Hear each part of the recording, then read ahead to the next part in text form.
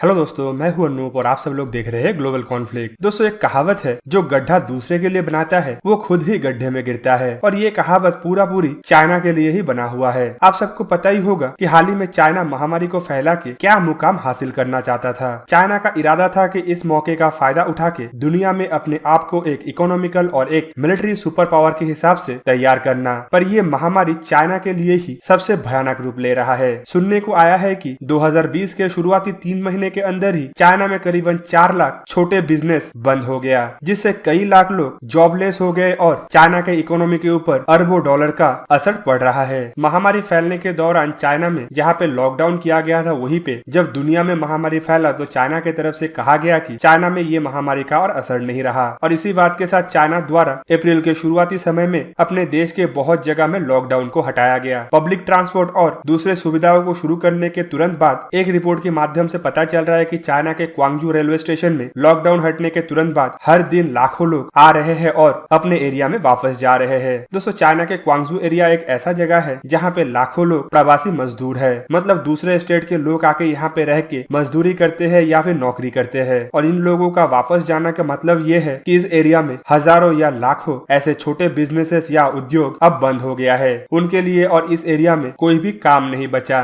दोस्तों, बताया ये भी जाता है कि क्वांगजू रीजन में कम से कम 3 करोड़ प्रवासी मजदूर रहते हैं और ये कम से कम 6 महीने तक यहाँ पे रह के काम करते हैं। और इतने भारी भरकम मजदूर एक जगह से दूसरा जगह शिफ्ट होने का मतलब ये है, मतलब जरूर क्वांगजू प्रोविंस में जो इकोनॉमिक हलचल था वो बहुत हद तक गिर चुका है या फिर पूरी बंद हो गया है। हाल ही में चाइना में ही एक रिपोर्ट पब्लिश हुआ जिसमें बताया गया है कि कम से कम क्वांगजू रीजन में 4,60,000 छोटे मोटे बिजनेसों को बंद किया गया, जिसके पीछे प्रमुख कारण था ये महामारी के वजह से जहाँ पे सोशल डिस्टेंसिंग और दूसरे तरीके का एहतियात रखा जा रहा है, उसके वजह से इन छोटे बिजनेसों के ओनर प्रोडक्शन नहीं कर पा रहे या फिर प्रोडक्शन कर भी रहे तो वो लॉस में जा रहा है। रिपोर्ट में ये भी बताया गया है कि इन 4,60,000 बिजनेसों में से 50% बिजनेस को ही आने वाले 3 से 4 साल के अंदर फिर से स्टार्ट करना संभव हो पाएगा, जबकि इस एरिया में बसने वाले करीबन 26,000 फॉरेन कंपनी भी अपने आप को एरिया से निकालने का कोशिश कर रहा है या पूरा का पूरा चाइना से ही बाहर जाने के लिए डी रजिस्ट्रेशन कर रहे हैं। दोस्तों, हाल ही में चाइना के एक्सपर्ट द्वारा ये भी बताया गया है कि बहुत सारे ऐसे भी कंपनी है जो अब तक क्लोज नहीं हुआ, लेकिन उनके तरफ से अपने एम्प्लॉइज को अनिर्दिष्ट काल के लिए छुट्टी में भेजा जा रहा है। कंपनियों का कहना है कि विदेशों से जो कंपनी इन कंपनियों के साथ डील करता था उनके तरफ से ऑर्डर मिलना संभव नहीं हो पा रहा है, जबकि कुछ ऐसे भी लोकल कंपनीज है जो टेम्पररी शट डाउन कर चुके हैं या फिर अपने एम्प्लॉइज को छुट्टी में भेज दिए है। और इसके पीछे प्रमुख कारण है ऑर्डर का अभाव। बहुत सारे विदेशी कंपनी अब चाइनीज कंपनियों के ऊपर भरोसा नहीं कर रहा है, जबकि कुछ एक्सपर्टों का ये भी मानना है कि दुनिया में लॉकडाउन चलने के वजह से एसेंशियल चीजें के अलावा और किसी चीजों का प्रोडक्शन नहीं हो रहा है। खास करके लग्जरी आइटम जो चाइना बहुत ही सस्ता कीमत में बनाता है, उसका खपत दुनिया में लगभग 95% घट गया है। कुछ चाइनीज बिजनेसमैनों का ये भी मानना है कि चाइना में करीबन 6 करोड़ लोग छोटे बिजनेसों के साथ जुड़ा हुआ है, जो खास करके इंटरनेशनल मार्केट में एक्सपोर्ट करने का काम करता है। अगर चाइना में ये बिजनेस 30% भी गिरता है तो कम से कम 1 करोड़ 80 लाख लोग तुरंत बेरोजगार हो जाएंगे। जबकि कुछ इंटरनेशनल एक्सपर्टों का ये भी मानना है कि चाइना द्वारा जिस खतरे का अंदाजा लगाया जा रहा है वो तो सही है, लेकिन चाइना द्वारा जो डेटा पब्लिश किया जा रहा है वो असल में गलत है। ये संख्या 6 करोड़ या फिर 1 करोड़ 80 लाख नहीं बल्कि 10 करोड़ से भी अधिक हो सकता है। और दोस्तों, क्वांगजू प्रोविंस से जब लोग अपने अपने गाँव में और अपने अपने शहर में वापस जा रहे हैं तो इस प्रोविंस में चलने वाले और भी कुछ बिजनेस शॉप्स और इन लोगों के ऊपर डिपेंड करके चलने वाले बिजनेस भी लगभग बंद होने जा रहा है। दोस्तों, ये घटना खाली चाइना का एक एरिया का नहीं बल्कि चाइना के हर एक एरिया में लगभग ऐसा ही सिचुएशन चल रहा है। दोस्तों, आपके जानकारी के लिए बता दूं कि बड़े बड़े मल्टीनेशनल कंपनी भी जहां पे चाइना से अपने आप को बाहर निकालने का कोशिश कर रहा है, वहीं पे इन कंपनियों के वजह से चाइना में चलने वाले बहुत सारे छोटे कंपनियों के ऊपर भी असर पड़ेगा। एक बड़े कंपनियों को सपोर्ट करने के लिए उसके पीछे हजारों छोटे छोटे कंपनी रहता है, जो ज्यादातर रीजनल कंपनी होता है और उनके तरफ से बड़े कंपनियों को रॉ मटेरियल और बना बनाया चीज को सप्लाई किया जाता है। पर अगर बड़ा कंपनी ही अपना प्रोडक्शन को बंद करके दूसरे जगह में शिफ्ट हो जाएगा तो छोटे कंपनियों के लिए अपना सामान एक्सपोर्ट करने के लिए दूसरा जरिया ढूंढना पड़ेगा। और इंटरनेशनल सिचुएशन अब ऐसा बन चुका है कि चाइना के इन कंपनियों के ऊपर कोई भी देश भरोसा नहीं कर रहा है। और ये बड़े कंपनी जिन देशों में शिफ्ट होगा उन देशों में जाने के बाद चाइना के कंपनियों द्वारा उन बड़े बड़े कंपनियों को सामान एक्सपोर्ट करने का संभावनाएं भी घट जाता है, क्योंकि तब कंपनियों के लिए नया देश में ही सप्लाई चेन का ऑप्शन मिल जाता है। दोस्तों, इससे आप लोग पता लगा पा रहे होंगे कि जो चाइना दूसरे देशों का इकोनॉमियों को बर्बाद करने के लिए एक बहुत बड़ा गेम प्लान किया था, अब वही गेम प्लान पलट के चाइना की तरफ आ गया। पूरा दुनिया का इकोनॉमी जब गिरने लगा था तो चाइना का इकोनॉमी तब धीरे धीरे ऊपर जा रहा था।